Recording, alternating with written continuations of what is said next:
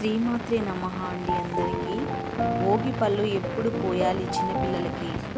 భోగి పళ్ళంటే రేగుపండు, చెరుకు ముక్కలు, శనగకాయలు, చిల్లర నాణ్యాలు. పూర్వం రాగి నాణ్యాలు వేసేవారు.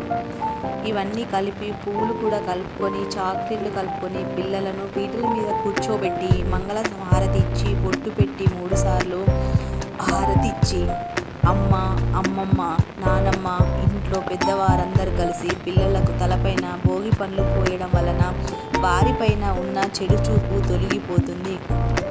ఇంకా శ్రీమన్నారాయణుని ఆశీస్సులు నిండుగా కలుగుతాయండి. ఇలా భోగి పళ్ళు పోయడం వలన పిల్లలపైన ఉన్న చెడు చూపు అంతా పోయి సంవత్సరం మొత్తం పిల్లలు హాయిగా సంతోషంగా గడుపుతారండి. అందుకని మన పెద్దలు ఈ విధంగా మనకు భోగి రోజు పిల్లలకు దిష్టి తీసేవారు. ఇది సాయంత్రం కాలం భోగి పళ్ళు పిల్లలకి కూర్చోబెట్టి పోయాలండి. ఇలా పోయడం వలన సాయంత్రం ముక్కోటి దేవతల ఆశీర్వాదం, భోగి రోజు ఆ గోదా రంగనాథ స్వామి ఆశీర్వాదం చల్లగా పిల్లలపై నిండుగా ఉంటుందండి. శ్రీమాత్రే నమః అండి. మరిన్ని వీడియోల కోసం నా ఈ ఛానల్ని లైక్ చేయండి, షేర్ చేయండి, సబ్స్క్రైబ్ చేయండి.